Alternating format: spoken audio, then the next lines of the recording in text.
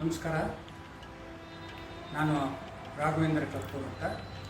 ನಾನು ಪ್ರತಿ ವರ್ಷವೂ ಕೈಯಿಂದನೇ ಬೊಂಬೆಗಳನ್ನು ಮಾಡಿ ಪ್ರದರ್ಶನ ಮಾಡ್ತೀನಿ ದಸರಾ ಟೈಮಲ್ಲಿ.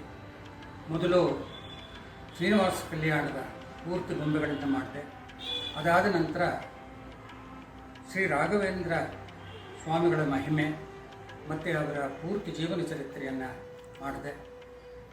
ಮತ್ತು ಈ ಸಲ